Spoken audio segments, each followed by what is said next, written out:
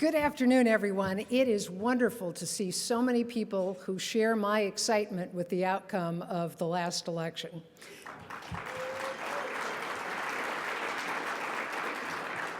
I know that ALEC meetings provide a great opportunity for exchanging ideas, for getting to know each other, for building the networks that are going to let you solve those problems that will be facing your state. I'd like to talk with you today about some of the issues that I think have great opportunity for advancement, and that's in the environmental area. I want to thank Lisa Nelson for her invitation to come and speak with you all today. I know she has a great background and that she's going to be a tremendous leader for your organization.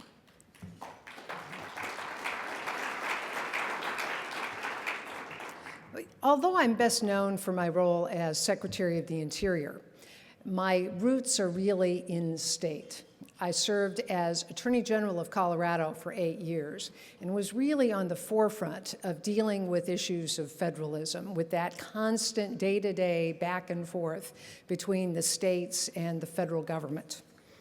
Speaking here at ALEC brings back some memories from even longer ago, when I was a young attorney at Mountain States Legal Foundation. And today, we're all familiar with the idea of having to take your car in periodically to get the emissions checked, make sure that it passes that inspection. In the late 1970s, the idea of automobile emissions inspection and maintenance was just coming into existence.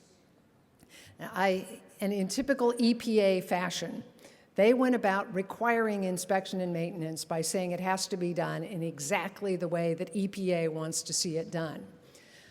One of our legislators in Colorado was an engineer, and he had a different approach. He wanted to try something different than what EPA had in mind. And the air quality studies were done, and it turned out that his approach would have the same air quality benefits as the EPA approach. I represented the Colorado legislative leadership in filing suit against the Environmental Protection Agency. And we argued about our state sovereignty, federalism, the opportunity for states to serve as laboratories and find innovative ways to address problems. Unfortunately, the wheels of justice grind slowly. And as the deadline approached and EPA threatened to withhold the state's highway funding, the state legislature finally gave in and passed the EPA's version of legislation.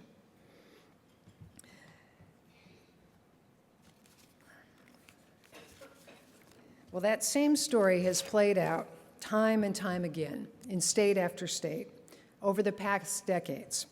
Sometimes the federal environmental mandates were directed at states and local governments, and sometimes at industry, but the command and control approach has usually been the same. Certainly, EPA and the federal environmental laws have achieved, admittedly, some wonderful results. Our air today is far cleaner than it was when we were dealing with the first part of automobile inspection and maintenance.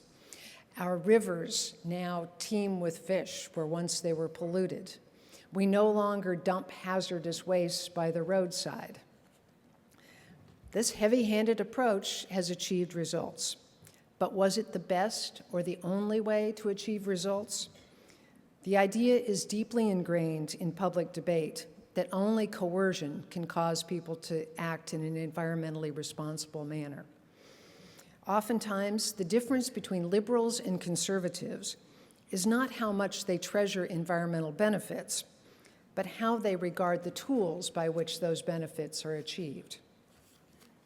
Among conservatives, the confluence of heavy-handed regulation with environmental protection has led to an unfortunate situation. The mere mention of environmental protection makes us think of detailed government mandates. There's a tendency to equate being an environmentalist with embracing big government. Words like entrepreneurial and innovative often seem like the concepts that environmental protection destroys instead of ways of achieving those goals. I'm here to say emphatically that that does not have to be the case. The last several decades of environmental regulation have brought thousands and thousands of regulatory mandates, but behind the scenes, market mechanisms have achieved environmental successes. At a local level, neighbors have worked together to collaborate and resolve environmental conflicts. Today, we have built a track record of protecting the environment while furthering property rights, limited government, and a strong economy. I'm one of the founding members of a group called the Conservation Leadership Council. We believe that unleashing market forces and innovation can create stronger energy and environmental policies for America. We can support policies that transition us away from a top-down, one-size-fits-all approach, that encourage more public-private partnerships, that generate market-oriented solutions, and that create incentives for stewardship. The Conservation Leadership Council is a group of business executives, former government officials, public policy experts, and community leaders who came together to reinvigorate the dialogue among conservatives about how our values can be better leveraged to improve the stewardship of our nation's most precious natural resources and our environment. We have engaged thought leaders to formulate new ideas that reflect conservative values and enhance national policy and private sector initiatives. At roundtables across the country, the Conservation Leadership Council is encouraging conservative voices to join the dialogue about energy and the environment. The members of our council don't all agree on everything, but we are enthusiastic about advancing policies rooted in fiscal responsibility, limited government, market entrepreneurship, and public-private partnerships. Now, we're not the only group doing this. There are lots of groups out there who have innovative ideas, and I really encourage you to look at all the sources for ideas about market-oriented environmentalism. Last month's elections created a tremendous opportunity to improve the way we protect our natural environment. Today, I'd like to share with you some ideas that you can employ in your own states to address environmental challenges. Some of these ideas are based on the work done by the Conservation Leadership Council, some based on research by other people, and many on real-world environmental successes. The first area I'd like to discuss is endangered species. The Endangered Species Act has created a battleground in many parts of the country, pitting people's livelihoods against protection of wildlife. Spotted owls, snail darters, desert tortoises, all have been the subject of litigation and conflict and loss of people's livelihoods. Today, sage grouse and prairie chickens are at the center of conflicts between wildlife and energy development. But if you think those conflicts only affect other parts of the country, brace yourselves. There are hundreds of new species, an unprecedented number of new species that are being considered for listing under the Endangered Species Act. And these reach into areas that have not been affected by endangered species conflicts before. So you ought to think ahead about how these are going to affect your states and what you can do. So how can you respond as legislators? First, remember that the controversy is probably not about goals, but about methods. The public is probably very concerned about the protection of endangered species. And as legislators, you probably share those same concerns. Common ground is possible based on enhanced scientific understanding and cooperative conservation methods. Second, make sure your state fish and game agency is actively involved. This is the best source of wildlife expertise to help the state and its citizens craft worthwhile plans. I remember when I was Secretary of the Interior, coming into office and finding out that there was a proposal to list a variety of prairie dog as being endangered and threatened. Now, for those of you who are not that familiar with prairie dogs, the numbers of prairie dogs are usually measured by the acre as opposed by the individual animal. And so the idea of them being endangered was somewhat foreign to me. When you look at the endangered species process, though, the decisions are made on the basis of scientific information. And no matter how many times I went out to talk with farmers and ranchers in South Dakota or Kansas or Colorado, and they said, don't worry, there are so many of them. They're infesting my fields. They're everywhere. That didn't make any difference in the analysis of endangered species. What you needed was scientific information. The state fish and game agencies were the ones who could bring that expertise.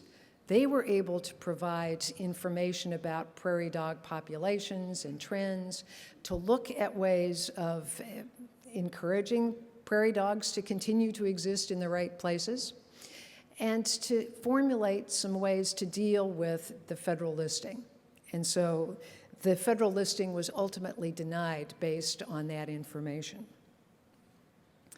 Another step that legislators can do in dealing with endangered species is to explore what ways that you can encourage voluntary and incentive-based conservation efforts. Often farmers and ranchers play an important role by managing their land in a way that enhances endangered species habitat.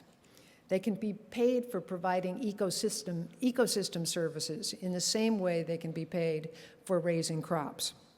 For example, oil and gas developers can offset the impact of their drilling and production activities by paying farmers and ranchers to enhance endangered or game species habitat on their lands.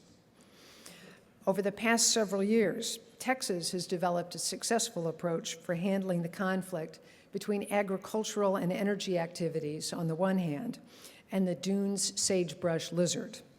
The state uses high-quality science, conservation plans involving a wide variety of stakeholders, and encouraging landowner participation in endangered species conservation by protecting the landowner's confidentiality. And Susan Combs, who's been one of the leaders in that effort, is in the audience today and can answer questions, I'm sure, if any of you have some of them afterwards.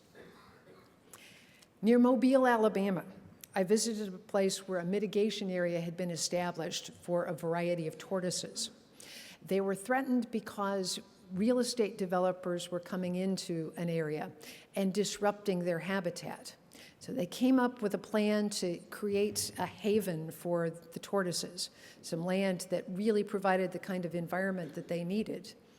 The real estate developers, as they began their construction process, would look for the tortoises and move them into the specially designated habitat and pay for the costs of maintaining that. It was a safe place for the tortoises, and it allowed the development to take place. So it was a win-win. In other situations, it may make more sense for government to use the model of the U.S. Department of Agriculture Conservation Reserve Program to pay farmers to manage land for specific wildlife benefits. This is vastly preferable to the existing approach, which simply punishes landowners for doing anything that federal biologists decide might harm endangered wildlife. Many times species become endangered not just because of human industry or real estate development, but because of competing invasive species. Usually the invaders, be they plant or animal, were introduced either accidentally or on purpose by human beings. For example, you've probably heard about Burmese pythons infesting the Everglades. Well, these huge snakes are very difficult to catch and are devouring the native wildlife. Today, the population of raccoons and possums in the area is down by 99%. Bobcat populations are down 87%. Rabbits have been all but exterminated. Florida developers may face new endangered species regulation because pythons are eating the native species to extinction. And they're now moving into Georgia and the Carolinas. Make way. People across the political spectrum can usually agree on the objective of restoring a more natural balance. As legislators, you have an opportunity to explore cooperative, property rights-based solutions to invasive species problems. Another likely challenge that your state will face is dealing with water. In some places, water scarcity is the major problem. Certainly true for my home state of Colorado. Usually the true difficulty isn't the absolute amount of water, it's the allocation of that water. For the folks whose first impulse is central planning, the obvious solution is just to take water from agriculture and other existing users and put it into municipalities and those thirsty populations. If your state law has already created property rights in water ownership, commandeering the water is a big mistake. Quite understandably, the current owners will react with outrage, and the resulting conflict and litigation will slow down finding solutions for years, if not decades. Instead, there are tremendous opportunities for developing water markets. Agriculture uses lots of water. There are also many opportunities for greater efficiency. By lining canals or utilizing computerized water flow mechanisms, irrigators can continue successful crop production while freeing up water to trade to cities. But in order for someone to engage in this trade, they need to be secure in the ownership of their water rights. Trading cannot be successful if people fear losing their water rights when they only intended to loan out the water. I know that this approach of respecting property rights can be successful. When I was Secretary of the Interior, we offered very small grants to irrigation districts in order to improve their efficiencies. And we were amazed by the amount of water that freed up.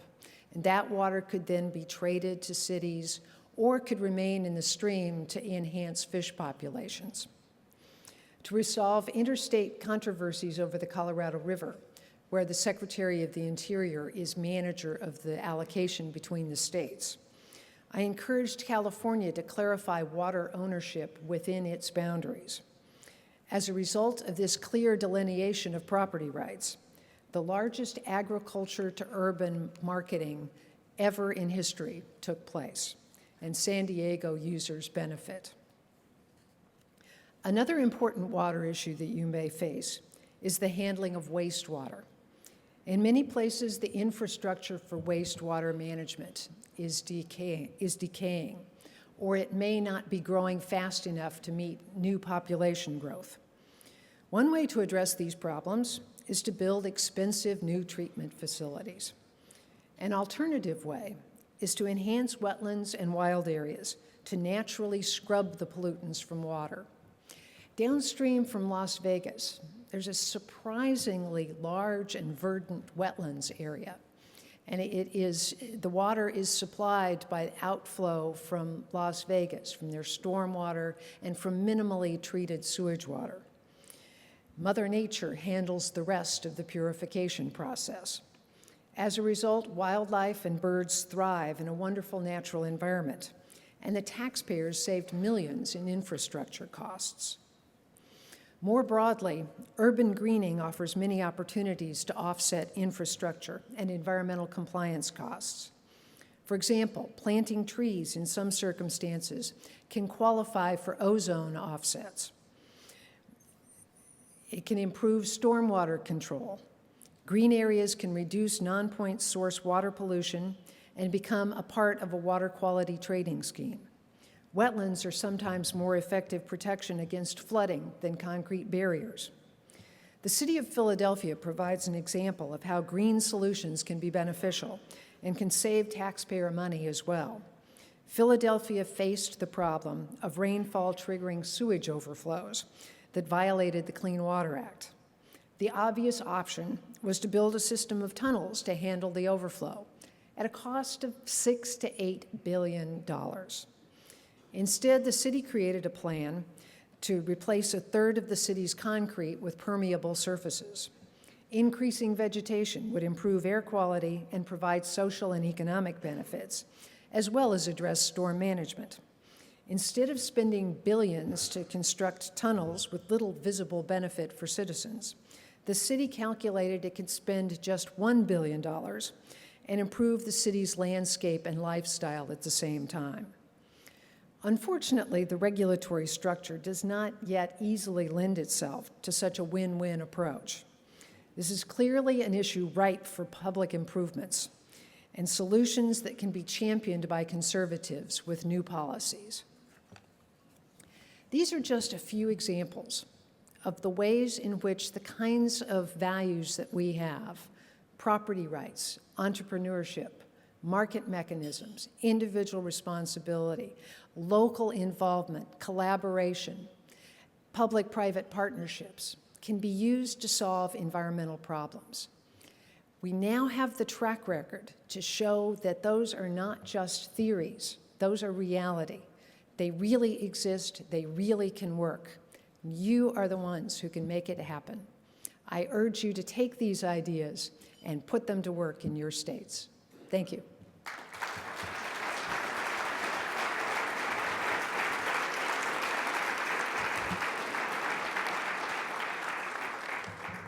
And I believe now I have the opportunity to answer a question or two.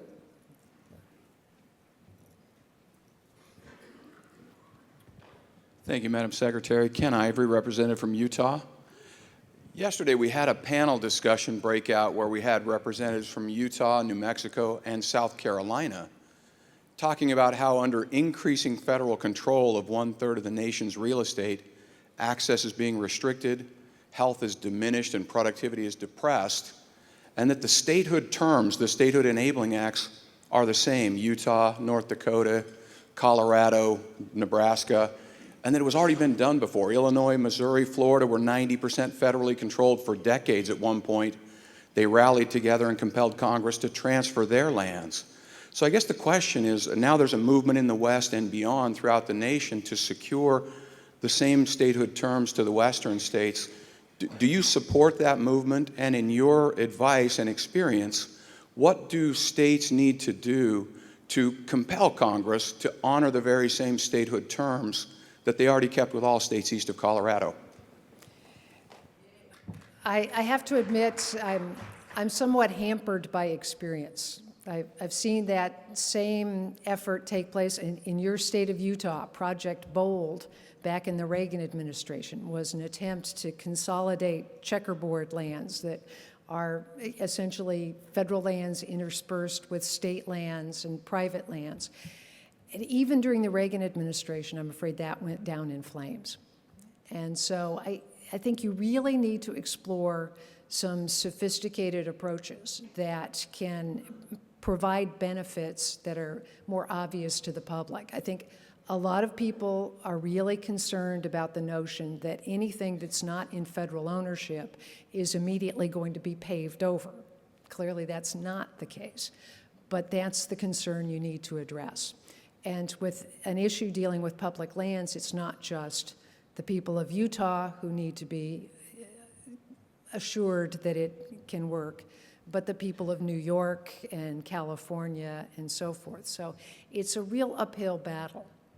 But I think there are opportunities in terms of public land designations. I've heard some discussion of increasing the amount of land that might go into parks or other protected status in exchange for releasing some of the lands back to state ownership.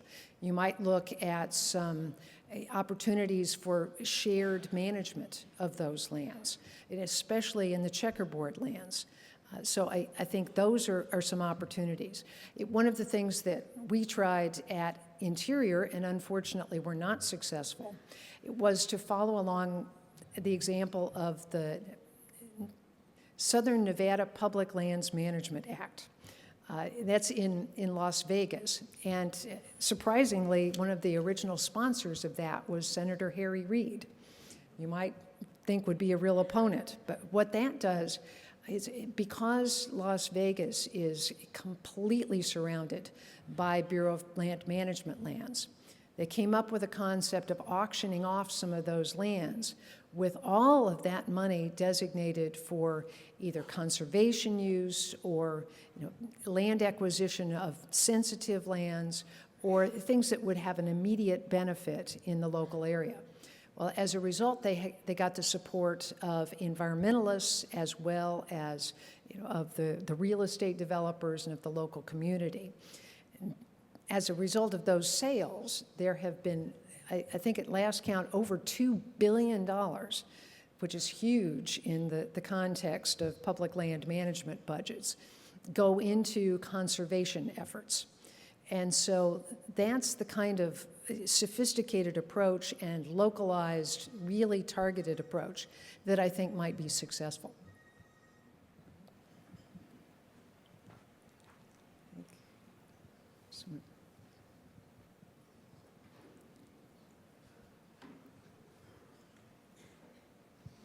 Thank you for your creative work on these issues over the years. You mentioned your frustration with EPA regulations and the fact that they don't seem to listen very much. They're more interested in dictating. And I wonder what you think of the idea, first, that as every Republican member of the House who voted for last year, that Congress ought to approve major new federal regulations.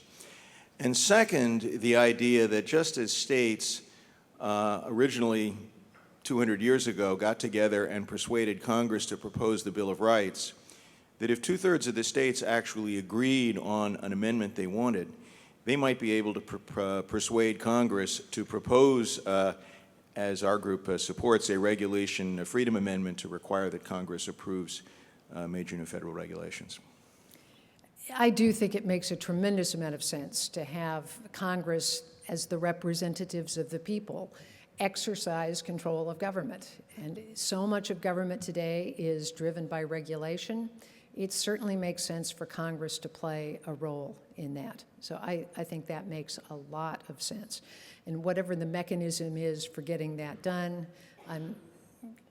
it's a heavy lift to talk about doing a constitutional amendment, but I think that's clearly something that Congress can control. And so Congress could look at finding ways that it can exercise that. I know there are constitutional issues dealing with Congress playing that role, but there are ways that they can go about doing it appropriately.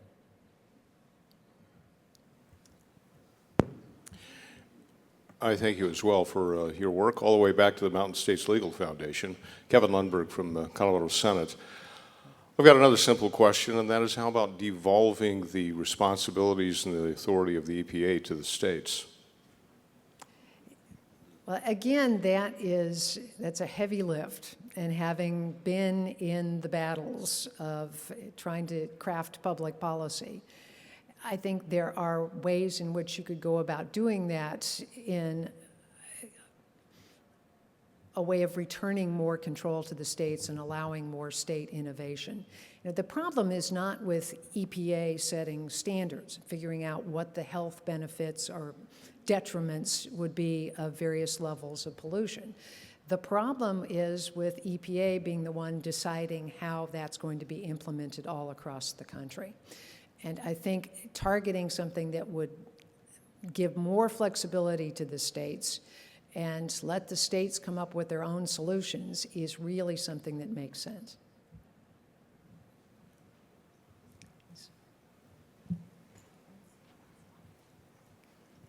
And I think this is last question here.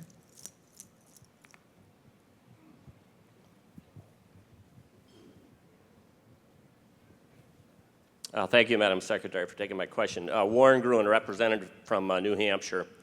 I'm curious about why we wouldn't want to devolve things to the states. I'll give you an example. Built a home for a guy in New Hampshire, and the FEMA flood zone line ran through his living room.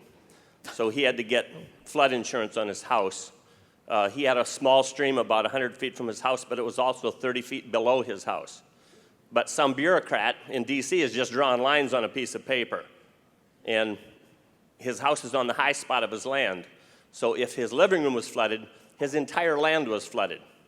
It took him months to prove, and great expense, and a lot of work on my part, to get them to exempt that from his house, because they couldn't see it. They couldn't see his land from their office. And I think the same thing happens. I've seen information where states are managing federal lands with 10 and hundreds of times better results than the federal government. Why would we not want to devolve that? And you mentioned that's a lot of heavy lifting. If we don't do some heavy lifting, it's all over. So why don't we start now?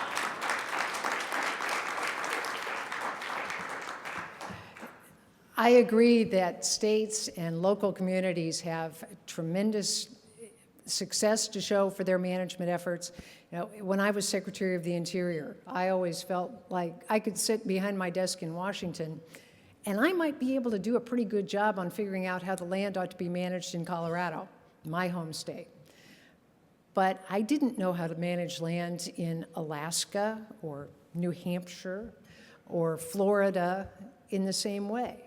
Nobody knows all of that. It really takes local communities coming up with what makes sense in their local neighborhoods. And I believe strongly that that's the way to reach the solutions in the best way.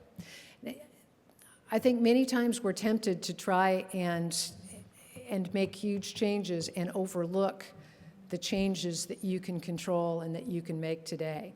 So what I'm urging is not giving up on whatever your vision is of the way things ought to work, but look at what you can do today and go ahead and do those things, make them successful, and show people that that's the way it can be done. Thank you.